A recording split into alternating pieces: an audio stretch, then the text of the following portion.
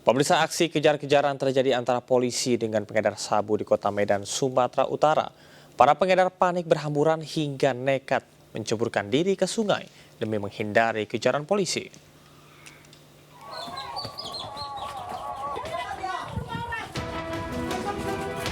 Aksi kejar-kejaran antara polisi dengan pengedar sabu ini terjadi saat penggerebekan narkoba di Jalan Brigjen Katamso, Medan. Polisi mengejar bandar narkoba ini hingga menyisir lorong sempit dan rumah warga.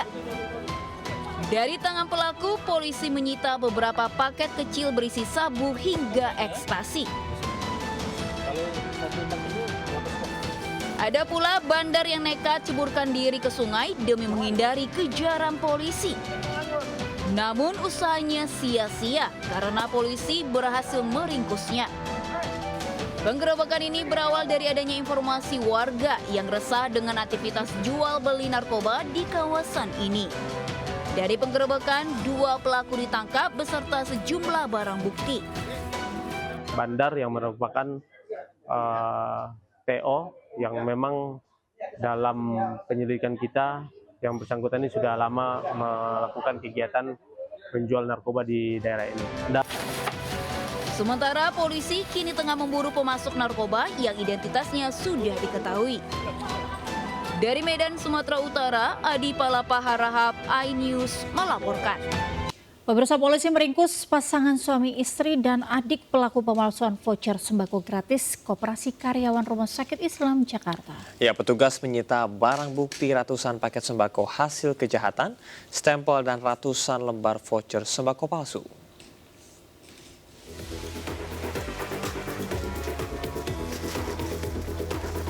Sebuah rumah milik SN wanita berusia 32 tahun di Jalan Pulau Jahe, Jatinegara, Cakung, Jakarta Timur digeledah aparat Reskrim Polsek Cempaka Putih, Jakarta Pusat. Dari dalam rumah, polisi mendapati ratusan paket sembako dan stempel palsu. Polisi kemudian melanjutkan penggeledahan di rumah kakak kandung dan kakak ipar pelaku berinisial SW dan MD di Jalan Rawat Ternate, Cakung. Hasilnya kembali didapati barang bukti puluhan paket sembako dan ratusan lembar voucher sembako gratis palsu. Aksi terbongkar setelah adanya laporan dari pihak Koperasi Karyawan Rumah Sakit Islam yang curiga dengan penukaran voucher sembako gratis oleh pelaku MD dalam jumlah besar. Para pelaku mengaku aksi telah dilakukan sejak November 2024. Barang-barang sembako itu ditukar, setelah itu dikumpulkan. Dan ada yang dipergunakan sendiri dan dijual. Islam itu memberikan voucher bagi masyarakat atau warga yang berobat di rumah sakit tersebut untuk nakes. Nakes 50, pasien 50. Kini polisi masih melakukan pengembangan kasus, sementara para pelaku yang diamankan masih dalam pemeriksaan. Akibat aksi pelaku, pihak rumah sakit alami kerugian mencapai hingga puluhan juta rupiah. Dari Jakarta, Rani Sanjaya, iNews melaporkan. Pemirsa, sebuah mobil sedan menjadi amukan massa usai menabrak 2 pengendara sepeda motor di Duren Sawit, Jakarta Timur. Pengendara dan penumpang sepeda motor alami luka di bagian kaki.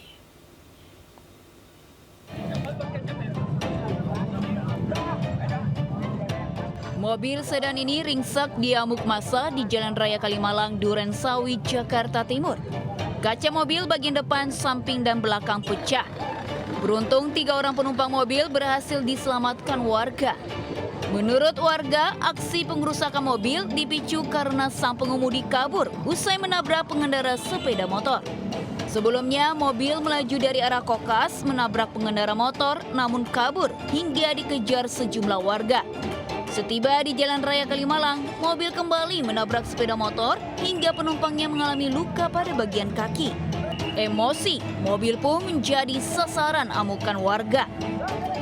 Orang pelaku ini dari Kokas, kejar-kejar sama orang, katanya nabrak, kabur, lari ke sini, nabrak lagi di Bangkalan Jati dengan Mbak Eta gitu. Akhirnya kena di sini. Berapa orang tuh? 3. Guna kepentingan pemeriksaan, mobil beserta 2 unit sepeda motor ini diamankan ke kantor Laka Lantas Jakarta Timur. Dari Jakarta, Miftahul Gani melaporkan. Pemirsa, warga di Depok, Jawa Barat dihebohkan dengan hilangnya 2 anak yang hilang pada 1 hari. Ya, ternyata korban tidak hilang. Bahkan 1 anak dititipkan karena ada masalah keluarga.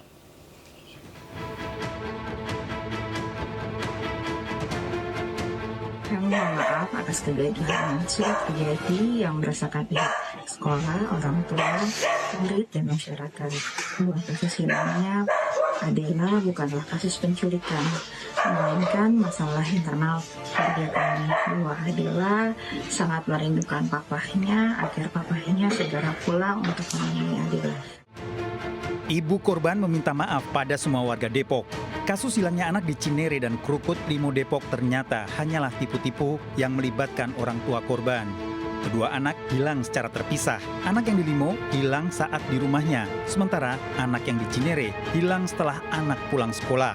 Satu korban naik angkot ke Blok M saat ibunya mencuci pakaian, sementara satu korban lainnya ternyata dititipkan ibunya di Kranji, Ciputat.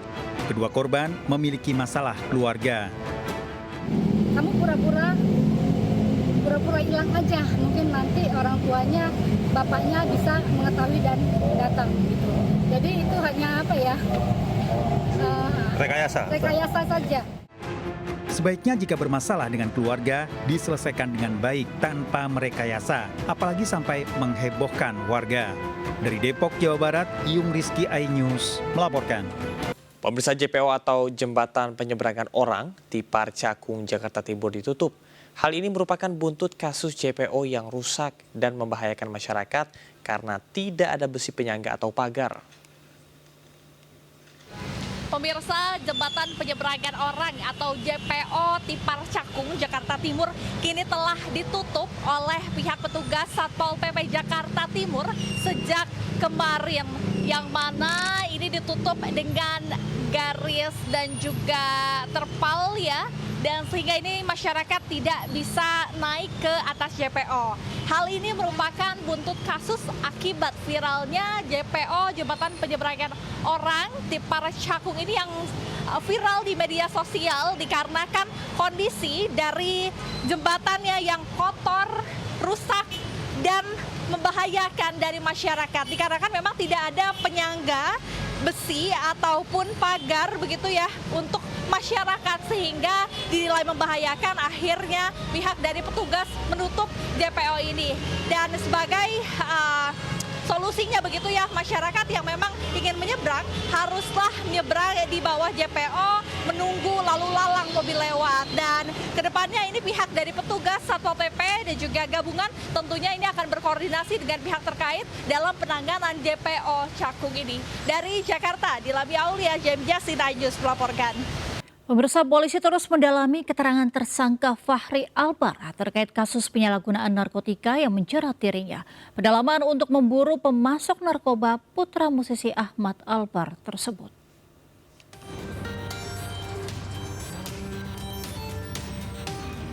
Kasus narkoba yang menjerat aktor Fahri Albar masih terus diselidiki penyidik Satres Narkoba Polres Metro Jakarta Barat. Saat ini, polisi sedang mendalami keterangan tersangka Fahri Albar guna memburu pelaku yang memasok narkoba ke anak legenda musik Ahmad Albar tersebut. Selain itu, polisi juga tengah mempercepat proses berkas perkara agar segera diserahkan ke pihak kejaksaan. Bukan pemeriksaan terhadap saudara FA terkait barang bukti tersebut. Nanti kalau memang sudah ada titik terang dari keterangan tersebut, kami akan buru pemasok. Sebelumnya, Fahri Albar ditangkap dalam kasus penyalahgunaan narkoba di kediamannya di kawasan Lebak Bulus, Jakarta Selatan. Fahri ditangkap dengan sejumlah barang bukti narkotika jenis kokain, sabu, ganja, dan puluhan butir obat psikotropika. Dari Jakarta, Rizky Falovi, iNews melaporkan. Pemirsa, aksi pencurian sepeda motor di area parkir resmi Stasiun Gambir terekam CCTV. Pelaku mengambil motor di parkiran serta keluar lewat pintu masuk usai dibantu seorang rekannya yang menggunakan kartu tap.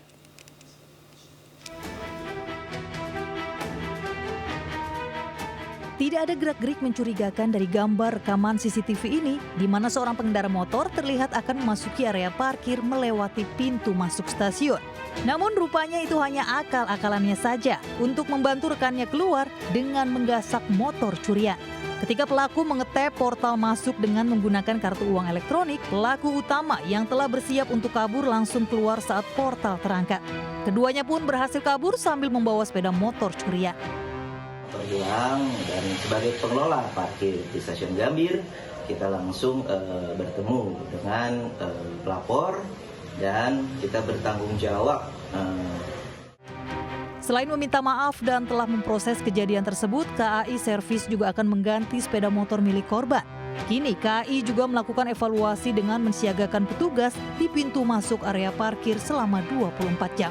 Dari Jakarta, Rani Sanjaya, iNews melaporkan. Pemirsa, mantan Menteri Kelautan dan Perikanan Susi Pujastuti kembali menyuarakan kepeduliannya terhadap kondisi lingkungan, khususnya laut dan juga pantai Pangandaran, Jawa Barat. Lewat unggahan emosional, ia menyoroti tumpukan sampah yang mencemari pantai saat mau mengajak anak-anak berenang di hari libur sekolah. Semoga lebih besar lagi ombak menggulung hal-hal seperti ini dan membawa sampah semua ke pinggir kembali. Dalam akun Instagram pribadinya, mantan Menteri KKP Susi Pujiastuti marah karena pantai Pangandaran, Jawa Barat dipenuhi sampah. Padahal ia bertujuan mengajak anak cucunya berenang, namun malah disuguhi sampah yang berserakan di pantai hingga membuatnya kesal. Susi mengingatkan bahwa sampah-sampah yang dibuang sembarangan baik dari rumah, jalanan, maupun tempat wisata pada akhirnya akan bermuara ke laut. Dalam video berdurasi 1 menit 43 detik tersebut, Susi membersihkan sampah di pinggir pantai Pangandaran. Tak hanya soal sampah, Susi juga mengecam praktik ilegal seperti pengambilan benih lobster menggunakan alat-alat yang merusak ekosistem. Nih, dirusak, diambil bibit-bibit lobster pakai alat-alat seperti ini. Manusia itu kenapa merusak? Susi Pujiastuti dikenal sebagai tokoh yang vokal dalam isu kelautan dan lingkungan. Seruannya menjadi pengingat akan pentingnya menjaga laut sebagai sumber kehidupan dan warisan bagi generasi mendatang. Dari Pangandaran, Jawa Barat, Irfan Ramdiansyah, iNews melaporkan. Pemirsa, warga pesisir utara Jakarta bertahun-tahun mengolah ikan hasil tangkapan nelayan menjadi ikan asin yang bernilai ekonomi. Meski sedang lesu, perajin ikan asin di Kali Baru berupaya tetap bertahan.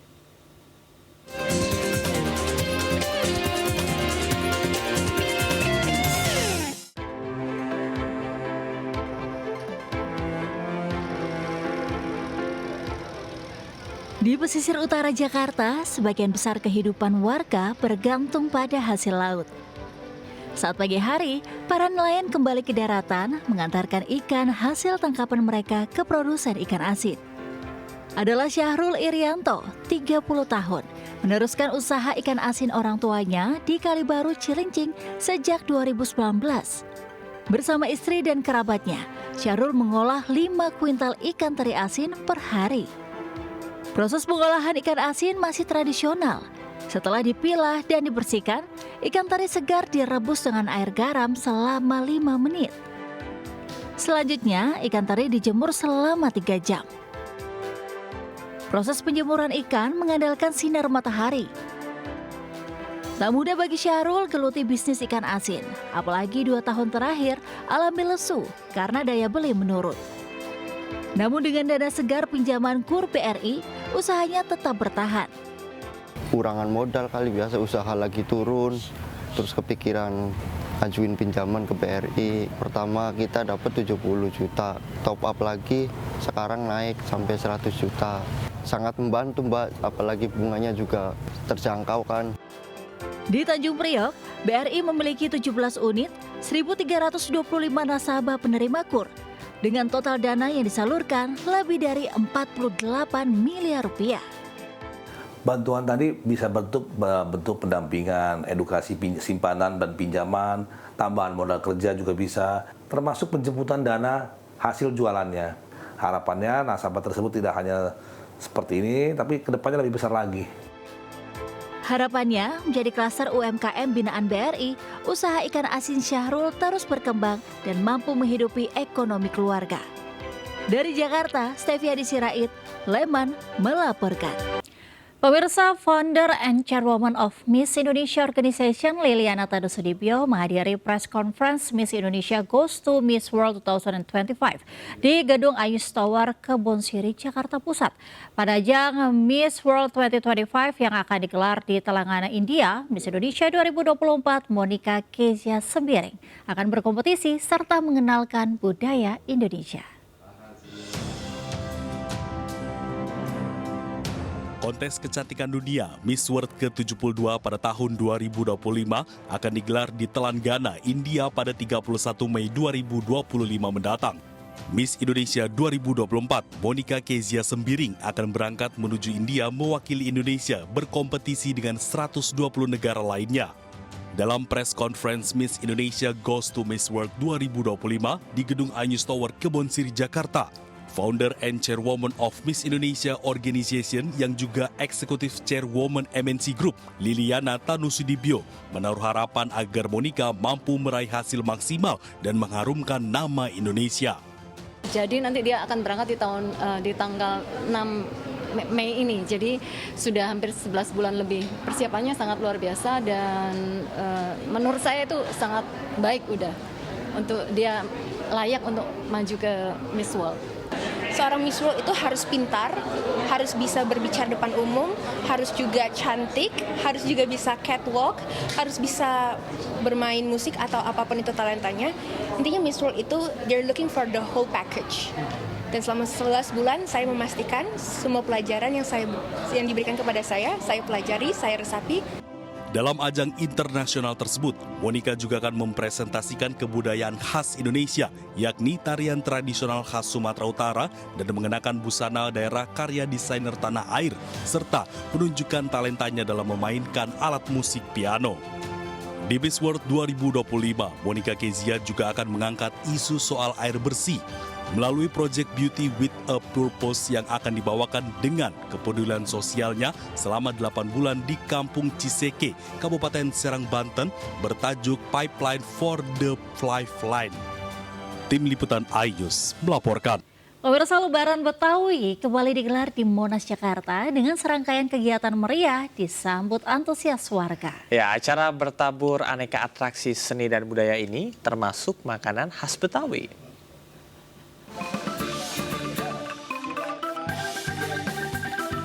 Ribuan warga antusias menyaksikan gelaran acara Lebaran Betawi di Monas, Jakarta. Ramainya pengunjung membuat suasana Lebaran Betawi ini semakin meriah. Pengusung tema menyosong 5 abad Jakarta dengan semangat mempererat kearifan lokal masyarakat Betawi. Acara menyajikan beragam tradisi seni dan budaya Betawi serta makanan khasnya. Beragam kegiatan juga mewarnai perayaan Lebaran, diantaranya pertunjukan lenong Betawi, tanjidor, tari tradisional Betawi, atraksi silat, pameran sejarah Jakarta hingga festival kuliner. Seru banget, ada tarian-tarian, palang pintu, ada yang lainnya lah gitu ya, kan ada hiburan, gambang kromong, sekarang dangdut nih. Jadi alhamdulillah masyarakat bisa menikmati semuanya gitu kan. Dari mulai stasiun kereta Gondang Dia, Juanda, baik itu TJ, semuanya full menuju ke arah Silang Monas di selatan. Lebaran Betawi 2025 bertujuan melestarikan seni dan budaya Betawi. Selain itu, acara ini juga diharapkan meningkatkan harkat dan martabat warga setempat serta menjadi ajang silaturahmi. Dari Jakarta, Hadis Yarifah, Sadusanto, iNews melaporkan. Pemirsa, sebuah gudang penyimpanan perlengkapan dekorasi pesta pernikahan di Kebonjeruk, Jakarta Barat terbakar. Sementara sebuah rumah di Kompleks Perumahan Cikande Permai, Kabupaten Serang terbakar akibat korsleting listrik. Jaya 65 di Blok A5 nomor 7A. Kepulan asap hitam pekat disertai kobaran api membakar sebuah rumah berlantai 4 yang dijadikan sebagai gudang penyimpanan perlengkapan dekorasi pesta pernikahan di Jalan Ratu Bawar, Duri Kepak, Kebonjeruk, Jakarta Barat, Sabtu siang. Petugas pemadam kebakaran yang tiba di lokasi langsung melakukan upaya pemadaman agar api tak merambat ke bangunan lainnya. Warga awalnya dikejutkan dengan kepulan asap pekat yang keluar dari lantai 4 rumah yang juga dijadikan gudang tempat penyimpanan perlengkapan dekorasi pesta pernikahan. Belum diketahui pasti penyebab kebakaran ini terjadi, namun dugaan sementara api berasal dari korsleting listrik. Itu rumah atau apa nih Pak? Gudang ini alat-alat pesta, dekorasi alat-alat pesta. Penyebab awalnya dari mana Pak? Justru lagi diselidikin, Pak. Hah? Lagi diselidikin, belum tahu awalnya dari mana. Beruntung tidak ada korban jiwa maupun luka, lantaran saat kejadian, ruko dalam kondisi kosong tanpa aktivitas pekerja. Dari Jakarta, Rizky Falupi, Ayus melaporkan.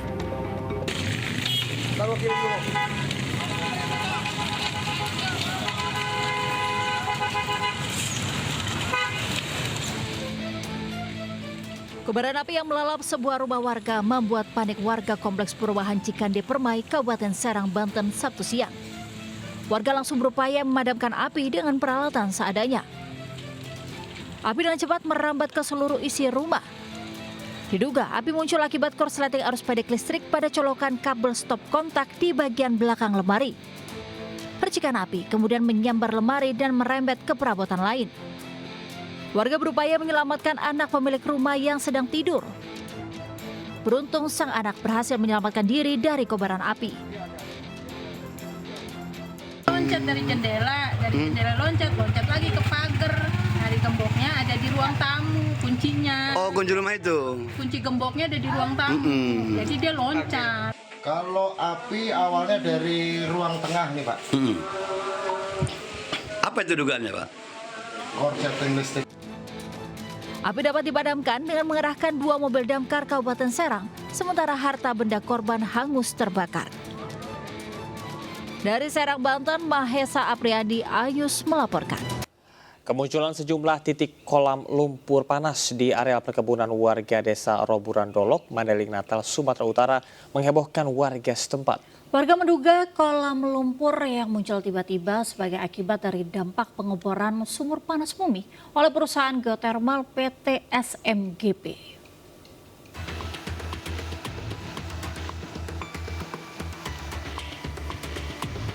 Belasan titik lumpur panas tiba-tiba muncul di areal perkebunan warga desa Roburan Dolok, Mandeling Natal, Sumatera Utara. Kemunculan lumpur berbau gas hidrogen sulfida H2S membuat warga resah, semburan membesar dan meluas. Lumpur panas berbau menyengat membuat areal perkebunan warga rusak. Menurut warga, diduga lumpur panas dampak dari pengeboran sumur panas bumi oleh perusahaan geotermal PT SMGP. Namun pihak perusahaan mengelak menjadi penyebabnya sebab pengeboran sumur well 4E di lokasi tersebut telah lama ditutup.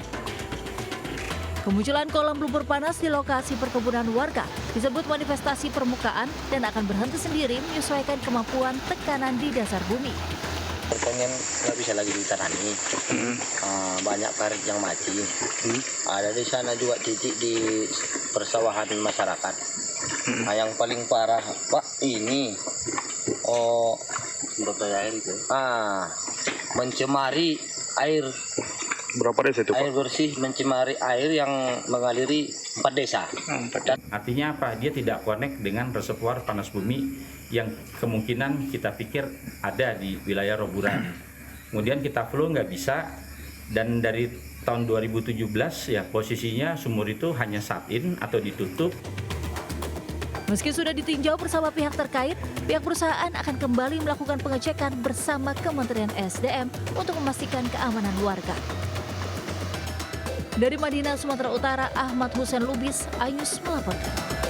Kita ke informasi kuliner, pemirsa. Bila Anda berkunjung ke Kabupaten Tuban, Jawa Timur, Anda bisa mencoba menikmati rujak khas air terjun Putring Lirip yang memiliki cita rasa khas pedesaan. Ya, sambil menyantap kesegaran rujak, pengunjung pun dapat menikmati keindahan air terjun berwarna hijau toska.